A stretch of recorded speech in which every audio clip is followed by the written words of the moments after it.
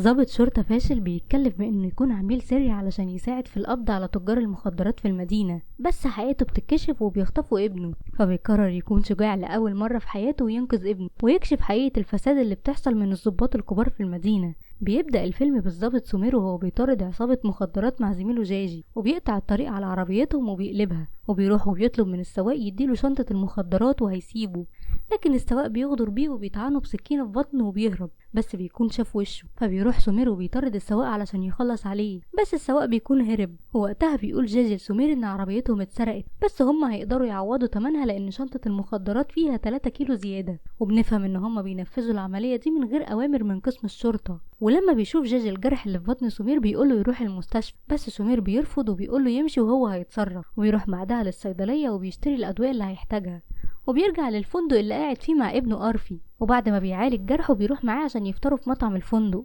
وبنعرف ان هو وريا مراته منفصلين، وان ريا ارتبطت بواحد تاني اسمه أكاش وعايش معاها في البيت. وبيروح أرفي وبيزعل من سمير وبيلومه لانهم المفروض كانوا يسافروا في اجازة مع بعض، بس هو مختفي بقاله 24 ساعة، وانه كمان مفكرش يطمن عليه. وبيقول له أرفي انه ندمان لانه ساب والدته وجي يعيش معاه، وان عندها حق تنفصل عنه وترتبط بأكاش. فبيتعصب من كلامه وبيقول له يروح يعيش معاهم طالما هو شايفهم احسن منه. فبيتضايق هو كمان من كلامه وبيسيبه وبيمشي، بس بعدها بيراجع نفسه وما بيهونش عليه وبيروح يعتذر له. وبيقول له سمير انه هيعوضه عن الخروجه الاسبوع الجاي. فبيقول له أرفي مفيش داعي لان والدته اصلا هتيجي تاخده الاسبوع الجاي، هيخرج معاها هي وأكاش. وبيوافق سمير وبيقول له ما يقلقش عليه لو اتاخر بالليل. وبيروح مع جيجي للمكان اللي طردوا فيه عصابه المخدرات عشان يحققوا في القضيه، على اساس انهم مش عارفين حاجه ولا عارفين مين اللي طاردهم. وبيحققوا مع حارس الامن بتاع المنطقه وبيطمنوا لما بيعرفوا ان مفيش كاميرات مراقبه في المكان. وفي الوقت ده بتتصل ريا على سمير من قسم الشرطه وبتقول له ان ابنهم مختفي ومش عارفه توصل له. ولما بيروح لها بتلومه ان هو السبب، لكنه بيتعامل معاها ببرود وبيقول لها انه اكيد خرج يتمشى ونسي التليفون في مكان. وبيسالها ليه ما اتجوزتش هي وأكاش لحد دلوقتي لما هي حامل في الشهر الثالث.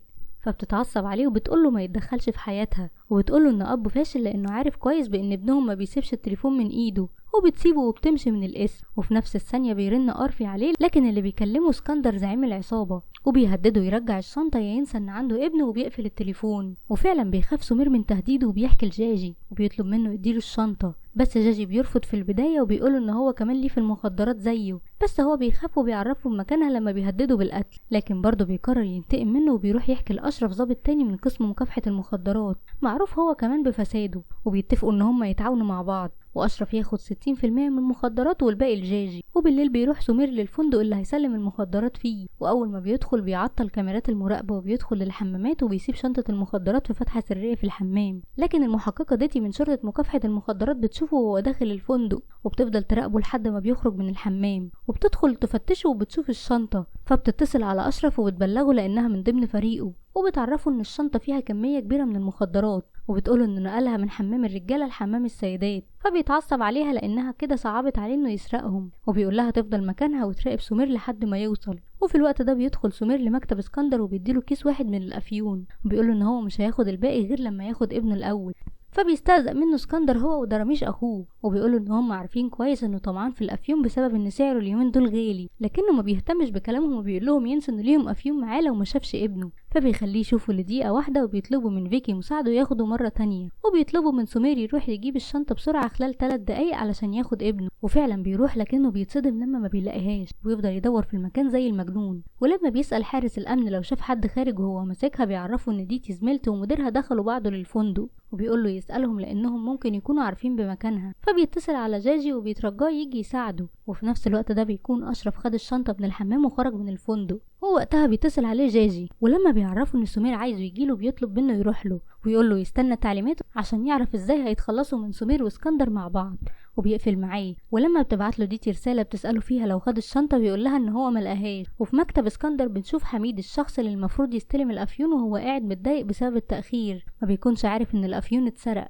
وبيحاول اسكندر يهدي الوضع ويفهمه ان الافيون جاي في الطريق وان رجالته اتاخروا بسبب زحمه المواصلات. فبيهدده حميد ان هو لو ما خدش الافيون النهارده نهايته هو واخوه هتكون القتل. وفي نفس الثانيه بيدخل اشرف للفندق مره تانية بعد ما خبى الافيون في عربيته، وبيتعرفوا ديتي ان سمير اختفى ومش عارفه تلاقيه فين. وبيكون وقتها سمير في مطبخ الفندق بيعبي دقيق في اكياس عشان يسلمه لاسكندر على انه الافيون بعد ما فقد الامل انه يلاقيه. وبعدها بياخدوا المكتبه ويعرفوا ان الشرطه عرفت ان هم بيهربوا مخدرات وانهم دلوقتي موجودين في الفندق على انهم اشخاص عاديين عشان يقبضوا عليهم. وبيفضل يزن عليهم عشان حميد يمشي قبل ما يفتح الشنطه ويكتشف انه دقيق. وفعلا بيمشي حميد قبل ما يفتحها. وبيقول اسكندر لسمير انه هيلاقي ابنه في اوضه الالعاب الموجوده في الدور الاول، وبيطلب منه ما يعترضش طريقه مره تانية لان وقتها مش هيتفاوض معاه. وفي نفس الوقت ده بيكون حميد اكتشف ان اللي معاه دقيق مش افيون، وبيتوعد لهم بانه هيخلص عليهم في نفس الثانيه اللي بينزل فيها سمير للبار. وبيشوف اشرف وديتي وبيتهموه انه خاين لوطنه، ولما بيحاول يطلب منهم يدوله فرصه ينقذ ابنه ما بيهتموش بكلامه وبيصروا ان هم يقبضوا عليه. وعلشان كده بيضطر انه يهرب منهم وبيدخل للحمام، وهناك بيشوف شاب وهو بيرخم على بنت فبيدافع عنها وبيخليه يعتذر لها. وبعدها بياخد منه هدومه وبيلبسها، وبعدها بيروح لاوضه الالعاب وبياخد ابنه. بس قبل ما بيخرج بيتصل اسكندر على فيكي بعد ما عرف من حميد ان اتضحك عليهم، وبيقول له ما يخلوش يمشي، فبيطارده لحد ما بياخد قرفي منه وبيخلي رجالته يهاجموه وبيقفل الاوضه عليه. وبياخد ابنه عشان يوديه لاسكندر.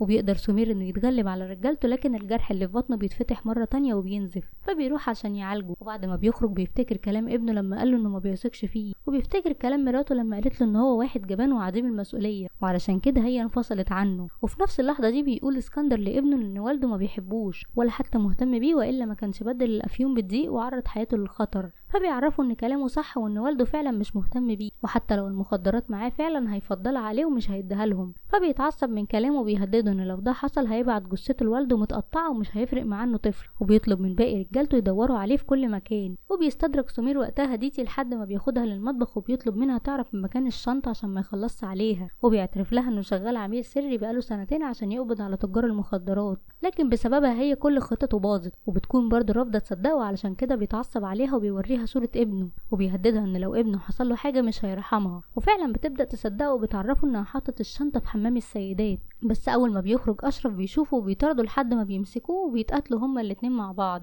وبيحاول يقتله بكل الطرق، لكن سمير بيتغلب عليه في النهاية وبيخبطه خبطة على دماغه وبتخليه يفقد الوعي. وبعد ما بيفوق بتعرفوا ديتي ان سمير عميل سري متخفي عشان يكشف حقيقة الضباط اللي بيساعدوا على فساد الدولة وبيتعاونوا مع تجار المخدرات، لكنه بيكذب كلامها وبيقول لها انه استغلها وضحك عليه علشان تسمح له يهرب. وبيعرفها ان هم لازم يخلصوا عليه في اول فرصة ليهم علشان ينضفوا البلد من اشكاله. وفي الوقت ده بيوصل جيجي لمكان سمير وبياخده معاه للمكان اللي اتفق هو واشرف انهم يتقابلوا فيه. واول ما بيوصلوا بيخرج سلاحه وبيكون لسه هيقتله، وبيوصل واحد من رجاله حميد وبيخلص عليه، فبيضربه سمير برصاصه وبيعرض عليه بعد ما بيكتشف ان جاجي هو كمان باعه انه يسيبه يعيش بشرط انه يساعده ويخلي حميد يخرج من الاوضه. وفعلا بيعمل كده، واول ما بيخرج بيرفع سمير عليه المسدس وبيهدد اسكندر بانه هيقتله لو ما سابش ابنه، لكنه ما بيهتمش وبيقوله ان موته مش هيخسره حاجه. وبيفضلوا يخانقوا في بعض لحد ما حميد بيقوله انه على علاقه ببنته، فبيتعصب وبيقتله هو وبيخبط واحد من رجالته سمير على دماغه. وبيوصل اشرف مع ديتي للمكان اللي اتفق عليه مع جاجي، بيتفاجئوا بانه مقتول، لكن لما بتروح ديتي تدور على الافيون في العربيه بيكتشف اشرف انه لسه عايش، فبيخنقه عشان ما يكشفش حقيقته. وبعد شويه بيفوق سمير وبياخد اسكندر لحمام السيدات عشان يديله شنطه المخدرات، لكنه بيتفاجئ انها مش موجوده هناك، وعشان كده بيضربه لحد ما بيفقد الوعي وبيهرب من الفتحه. ووقتها بيسرق قرف تليفون دراميش وبيتصل عليه وبيعرفه ان دراميش ضربه، واسكندر هدده بانه هيخلص عليه لو ما جابش الشنطه خلال ساعه، وبيترجاه ما يتخلاش عنه المره دي، فبيوعده ان هو هينقذه في اسرع وقت لانه اهم حاجه في حياته. وبعدها بيروح للبار عشان ياخد تلج يسكن بيه الجروح، وهناك بيشوف ديتي وهي بتطلب دعم من الشرطه، فبيحط لها تليفون جاجي في جيبها من غير ما تحس عشان تشوف الرسائل اللي بينه وبين اشرف وتعرف حقيقته. وبعدها بيعرف من الصدفه مكان ابنه من الويتر، فبيروح معاه وبيخلص على الحراس الموجودين على الباب من بره. واول ما بيدخل بيهجم على فيكي وبيخلص عليه هو كمان وبيتقاتل مع دراميش، وبيضربوا في بعض لحد ما بيكسر عليه الشاشه وبيقوله ان ده عشان ضرب ابنه. ولما بيساله لو هو اللي خد شنطه المخدرات، عرفي بيتعصب عليه وبيساله هو جاي عشان ينقذه ولا عشان ياخد الشنطه، فبيقتل دراميش وبيحاول يهدي ابنه وبيقوله انه لازم يقوم بدوره كظابط عشان يحمي البلد، وبيخليه يخرج من المكان ويستخبى هو. وفي نفس الوقت ده بيقتحم اسكندر الأوضة مع رجالته وبيتصدم لما بيشوف جثة أخوه، وبيديهم أمر إنهم يقتلوا سمير وابنه. وبيكون سمير موجود معاهم في الأوضة وبيتصدم لما بيسمع فيكي بيقول إنه عرف مكان أرفي عن طريق جهاز التعقب اللي في تليفونه، ولما بيروحوا المكان وبيروحوا وراهم وبيقدر ينقذ ابنه على آخر لحظة قبل ما يتمسك. لكن في الوقت ده بيكون كاميرات الفندق اتصلحت وبيعرف اسكندر يحدد مكانهم بسهولة، ووقتها بيكلبش سمير ابنه في ايده علشان ما يعرفوش ياخدوه منه مرة تانية، وبيضرب عليهم هو كمان رصاص. ولما بتشوف ديتي اللي حصل بتكون عايزة تساعده، لكن أشرف مديرها بيطلب منها ما تتدخلش وبيأمرها انها تخرج بره الفندق. وفي نفس الوقت ده بيشوف سمير انذار الحريق بتاع الفندق وبيستغل ان في ناس كتير بتخرج وبيهرب وسطهم، وبيروح لعربية اشرف اللي موجود فيها المخدرات وبيركب العربية مع ابنه. بس قبل ما بيتحرك بيوصل اسكندر مع فيكي وبيرفع السلاح عليه، ولما بيكون لسه هيقتله بيوصل اخو حميد وبيضرب عليه رصاص وبيقتل فيكي. وبعدها بتدي تدي اشارة لسمير بانه ياخد ابنه ويهرب في نفس الثانية اللي بيوصل الدعم، وبيأمرهم اشرف بانهم يطردوه. بس هو بيهرب وبيضرب رصاص على اسطوانة غاز قدامهم فبتتفجر وبتقطع عليهم الطريق، وبتقبض تدي على اسكندر وبتركب معاه في العربية هي واشرف. وقتها بيتصل سمير على تليفون جاجي اللي موجود في جيبها وبيطلب منها تقرا الرسايل، فبتتصدم اول ما بتعرف الحقيقة. لكن اول ما بيعرف اشرف انها كشفت حقيقته بيخلص عليها هي واسكندر والسواق. وفي نفس الوقت ده بيكون سمير بدأ يتعب بسبب الجرح اللي اتصاب بيه، وبيعتذر من ابنه على انه قصر معاه الفترة اللي فاتت كلها، وبيفقد الوعي. وقتها بينزل اشرف من العربية وبيقول لباقي الضباط ان اسكندر هو اللي خلص على ديتي والضابط، لكنه بيتصدم لما بيشوف تيدي لسه عايشة وبتتكشف حقيقته، وبيقدر ارفي انه يوصل والده للمستشفى. وبعد ما سمير بيتحسن وبيخرج بيعرف ارفي والدته انه قرر يعيش معاه. وبعدها بتيجي تيدي تعتذر منه عن اللي حصل وبتقوله انه في 3 كيلو ناقصين من الافيون، وانها هتعمل كل اللي تقدر عليه عشان تعرف مين اللي خدهم. وبتودعه وبتمشي، ووقتها بنشوف الافيون في عربيته وبنعرف ان هو اللي خدهم. وبينتهي فيلم النهارده. ما تنساش اللايك والشير وقول لنا في الكومنتات ايه الفيلم اللي حابب نلخصهولك.